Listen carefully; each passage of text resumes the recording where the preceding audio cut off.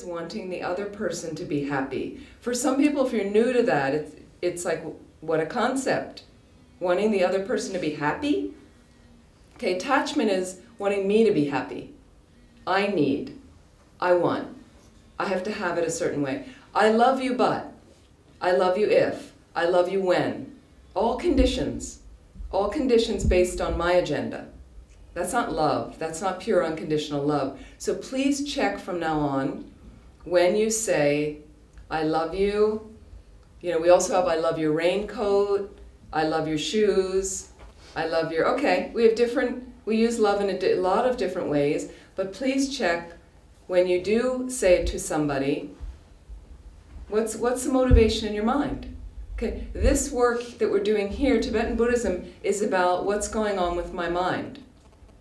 Getting clear about my mind. When I get all the negativities out of my mind and enhance all the positive qualities like love, loving kindness, compassion, wisdom, okay, then I'm happy all the time.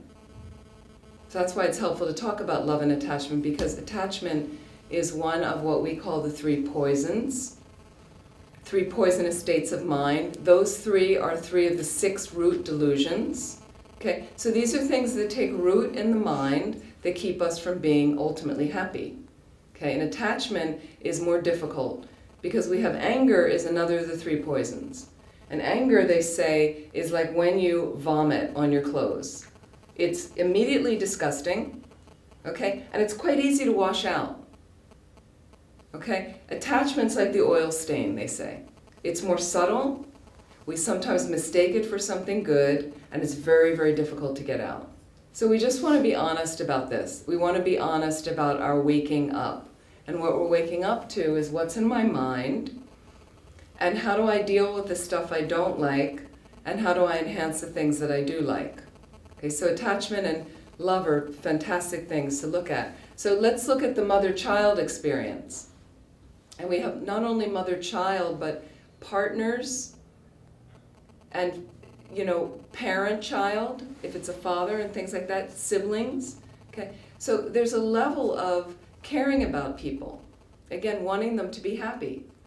So parents want that for their kids. Most parents I know have unconditional love for their children. Very, very strong, special bond, I would say. And then sometimes it crosses over. And as your child starts to get older, and I just talked to some people at the course in Dharamsala, and I was just talking to some people here in India, as I know a number of people, and it's interesting to hear about, we all have familial pressure, correct? Family pressure. The families expect something, and I've heard people say, well, my father wants me to do this, and my mother expects me to do that. So where, as a parent, how many of you are parents in here? I'm just curious. Okay, where does it cross where I want my child to be happy, I will provide whatever is best for them, and maybe set up a decent value system from when they're very young, so that I can raise somebody who will be a respectful, contributing human being. I think parents all want that. And of course you want your child to be happy. And then sometimes there's a fine line that gets crossed. And then I have an agenda. I have expectations for them, who they associate with, what kind of education they might get, who are their friends, what kind of job they get, where they go to school, what they do, how they hang out. And sometimes they cross a line and it doesn't meet with my agenda as a parent. What are you going to do? So that's the line, is you've imparted what you can, you do your work as a parent, their child reaches a certain age, you needed to become independent when you were growing up, the child needs to become independent at some point. So there's a level of letting go, not easy, but a level of letting go with wisdom, with your wisdom. Okay, and you're raising the child with some wisdom as well. So it's not just compassion, it's also wisdom, like that. Compassion different than love. What is compassion? Anybody? It's caring for what happens to somebody else. Caring what happens to somebody else? Even if they did something wrong to you. Right, and a little bit more specifically, if love is wanting others to be happy, Compassion, anybody? Any ideas? Being empathic to others. Everybody. Empathic, it involves that, and Everybody should be Compassion. happy. everybody to be happy. That would be more in love, wanting others to be happy. Wish for others Compassion is to a be mental state wishing others to be free from suffering. There it is, wanting others to be free from suffering. You see the difference? Love, wanting them to be happy. Compassion, wanting to free them from suffering. Okay, and we always feel this way about our kids. Okay? So again, as a parent, are you aware, can you see the fine line? Where we've crossed the fine line at times where suddenly I'm really pressuring, really squeezing the kid into a space that they don't want to go into. How do you deal with it? Well, you discuss with, and I would say, what's your motivation? Always check your motivation. You're pushing, pushing, pushing. Sometimes kids need a nudge. Sometimes you have more information than them. You have more life experience, yes. That could relate into more wisdom, absolutely, more knowledge, whatever. And there's a way to nudge, and then there's a way to just shove, too much, maybe, too much pressure. Then sometimes children revolt back. You know, I don't want to do this. So again, I always say, can you motivate from compassionate wisdom? Can you motivate from compassionate wisdom? It's very different than, I said, this is what you're going to do, I haven't, you know, versus, you know, this is how I feel about this. This is why I'm explaining things like this, or why I don't want you to do this, or why I don't want you to go there, or this is what's going on for me. You know, I get afraid, or I'm concerned that, you know, I did the same thing and messed up. So I'm just trying to give you some information, right? And then sometimes you have to let go, right? Because I was just thinking, I think a lot of us, at some point, you got to a stage where you started to get free or independent from, which is the parent needs you to go out and start to get a job and work and discover on your own, right? So, and the thing is, I don't know how many of you followed exactly what your parents wanted you to do. Did you do that? More or less. More or less? Most of you? Not always. Not always? Not always? I'm getting a lot of, no, not always. I didn't, I also not always. Okay? Interesting. Okay? And somehow what's very helpful is to maintain a good relationship with your parents. Even if, you know, and again, from their side they might discuss, we also have to discuss with compassionate wisdom. They get upset, why are you doing this? I don't want you to do that, I don't want you to live there, I don't want you to see them, I don't want you to, you know, just say, with compassionate wisdom, I need to explore this, or I really, you know, this really makes me happy. I want to check this out. I'm not going to leave you. Not going to go anywhere. I do want to take this trip, but I'm going to be back. Or I'm going to try this. I really want to study this. You know, just explain, because parents mostly want their kids to be happy. It's really what they want. So if you end up finding something that really makes you happy, that of course has a good value and is not harming others, ultimately they generally are happy if you're happy. You know, I have some friends now, one of the ones I ran into, I mentioned at this course, and has 2 children, grown now in their 30s, they're great, right? The older one has been always mega successful, like the university she went to, how she did, graduate school, super successful. Her vocation, never had a problem. And he said to me, and I've known her, like the whole story for years, and he said, and the son, the younger one, struggled for years, but now he's doing really well and he's really happy. Teaching young children, thriving. And the older one, who's super successful, had done all the things in the vocation, the father said to me, she's doing great, she's very successful, I just don't know how happy she is. And it hurts him. Okay, so I do think that the parents really want that. And what's interesting is we did not do everything our parents wanted us to do. So if you become a parent, you know, where is our understanding of that? We did not do everything our parents wanted us to do. Some of us far from it. We survived, we're okay, we're good people. Check if you're happy. Do you have a good relationship with your parents? So then it's a little bit of learning to let go with our kids at times. they have to explore. And again, you reach a point, you've given them the value system, done all that you're supposed to do, and after a while they have to go out and do what they're going to do. So that's one thing I would, attachment doesn't let go. Attachment never stops. Never stops harping on them, judging them, raising expectations. You were supposed to do this and you didn't do that. I'm disappointed. Expectation's the mother of disappointment, isn't it? I really find it is. So I would say that's where the line for me with the parent-child, whether it's attachment versus love, is love really wanting them to be happy and letting them, after you've given them the basis, letting them explore a little bit like that. Okay, so similar with intimate partnership, husband, wife, boyfriend, girlfriend, like that, we have to be realistic. Okay, so Lama Yeshe, one of the main teachers of this center who passed away in the 1980s, okay, he used to say, you can practice Dharma in a relationship, you can have a great relationship, there's nothing inherently wrong with that, but be aware that it's very hard to do it without attachment. Very hard to do without attachment, okay? But it doesn't mean you don't have a relationship, but how do you want to do it? Okay, meaning we throw ourselves into an unrealistic expectation in relationship. You meet someone, you meet an object of attraction, and I'm just curious here because I know India is changing quite a bit. There's more and more people I meet having what are called love marriages, love arrangements, love partnerships, rather than it being arranged. This is more common? People here experiencing some of that? So you're getting to choose like that. Again, parents want you to be happy, so if they're arranging something and you're not really happy. But more and more people I know, some of my friends in India, they're involved in the decision, or it's their choice, like that. Certainly, I think, more developed, affluent parts of India and things like that.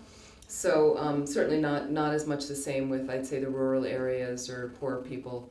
So they're getting to choose, and when you're choosing, are you throwing yourself into a projected fantasy of the other person that you see? Or do you have a realistic basis? So Lama used to say, are you touching reality? Are you touching reality? And I ask you, are you touching reality with everything in your life? Or are there constant, and I'll explain a little bit more graphically, are there vomited projections from your mind going out there onto something? Once I've done that and vomited the projection onto what's there, I'm not able to see it in reality. I'm not seeing what's really there. I'm seeing the projected fantasy. So that's an object of attraction, let's say, okay? And then we also have this aversion going on, okay? So I see something that doesn't work for me, okay? And then I underestimate what's out there. Again, not seeing clearly. So if we have a fundamental understanding of emptiness, this is the profound notion of reality, how things exist in Buddhism. How many of you have had teachings on emptiness? I'm just curious. Okay, a few people. So this is a profound view of how things exist versus how they appear to us. We interact with things the way they appear to us. Buddhism says the way they appear is not really the way they exist. However, the way they appear to us, we get extremely involved in how they appear. Okay? And what attachment does, colors the mind. Okay? It's not innate with the mind, but it comes through the mind again, like a huge rain cloud. And when a huge rain cloud comes over the pure blue sky, it obscures our view of the clear, spacious luminosity that is the clear blue sky. So the same way one of these poisons comes over the clear, spacious luminosity of our mind, that is the nature of your mind, okay, then you can't see things clearly. Okay, so attachment comes in, okay, and when it connects and dances with karma, which means action, okay, and what action does, what karma does, is it leaves imprints in our consciousness, in our mind. And those imprints will ripen at certain points, and they project things back to us. Okay? And so when attachment comes in, it covers over the true spacious luminosity that is our mind. Okay? And then it projects out there onto something and over-embellishes what I'm seeing. So here comes an object of attachment. And let me break this down for you. The raw data, the information that's out there, if somebody's walking toward you, can some of you remember the last time you were attracted to someone? Okay? Are we communicating? People understand? Okay. Somebody's walking towards you. Let's break it down. I have an oblong fleshy thing here. Okay? Then there's a longer torso. Okay? And there's 4 appendages. This is the raw information that's coming toward you. In here, in this fleshy oblong thing, the head, there's some material here. The material has a color. And here there's a hole. And sometimes this hole, sound comes out of it. Okay. Now object of attachment coming toward me. Okay. In my mind, karmic imprints from past deeds I have done with my body, my speech, and my mind. They have left imprints in my consciousness. The imprints ripen or start to fire, and it causes me to take in the external reality in a certain way. Attachment over-embellishes, okay? And all of a sudden, over-embellishes, and I see something much more than just the fleshy thing with the thing. All of a sudden, the material here is the most beautiful color I've ever seen. These things are incredibly dynamic, beautiful. The sound that comes out of here is amazing, mellifluous. I want to hear more of it. It's perfect. The shape, perfect, wonderful, fantastic. Over-embellishes. Let's say I see the information, and what's ripening karmic seeds coming to fruition in my mind suddenly underestimate what's out there. Aversion gets cooking. Hatred. Antagonism. I want that thing. Then I underestimate what's there. And suddenly, the sound that's coming out is unpleasant. This thing, not nice to look at. I want it to go away. I don't at all. So do you see how our minds are interpreting everything we experience? Because we don't have the right view. We have a mistaken perception just based on our being ordinary humans. So it's normal. I'm not laying a trip on any of us. I'm just saying it's normal. So what I'm often doing in the face of love and attachment, something comes up into my picture, right? And I'm asking myself, is my story accurate? Is what I'm interpreting in the reality, is it accurate? I ask you if you're interested in this path, if you want to be happier and want to suffer less from attachment, because some people said suffering causes you to suffer, please start to wake up a little bit with your mind to check on your story that's going. What am I looking at right now? What am I seeing? You know, I'm seeing somebody, and I might just interpret. I know that reality goes very quickly by you, okay? But I'm seeing somebody, and for some reason, I don't like this person. Okay. So you have to analyze. Buddhism, Tibetan Buddhism asks you to analyze constantly. If you can't do it in real life as it's unfolding, because that's more challenging, that's why we meditate. Take it back to your cushion and fold it into your practice. I ask you, please, if you want to be happier, it honestly works. Okay? It takes time. It's a process. This is a process. So again, what happens for me is I'm out there in the world, right? Yesterday, I was out there. I forget what happened. Oh, I went to the post office to mail a package, right? And I was directed around to 3 different places before I got to the right post office. So at first, when I got to the 3rd place, and they're like, no, then I was like, I'm not happy. The mind starts to like, this is, I didn't want to be running around doing this, right? And then I could see myself getting agitated. So because I practice a lot, I watch my mind getting agitated now. So I said, all right, getting agitated. Okay, so again, you just saw me do it now. Take a deep breath. I already know that trick for myself. So there I'm at one of the counters. Right? You can always do that. Take a deep breath. Maybe you need 3 or 4 deep breaths. Now I came up to the clerk and I said, excuse me, about the package, right? right? And suddenly he's available. Oh, okay, and he gives me some information. Great, thank you. That was helpful. And then I could take care of what I needed to do quite easily. Then it worked really well, okay? But so let's say you're working with it there, which I was doing. I suddenly noticed myself getting agitated. When I say agitated, and I'll use some similar words, irritation, annoyance, frustration. Well, I'm much better now at catching my mind like that before it's on the full, huge, flaming, burning rage of anger. I catch it when it's small. Okay, and then it's like I've already got a habit now of, wait a minute, just breathe. Because if I don't breathe, then it starts escalating.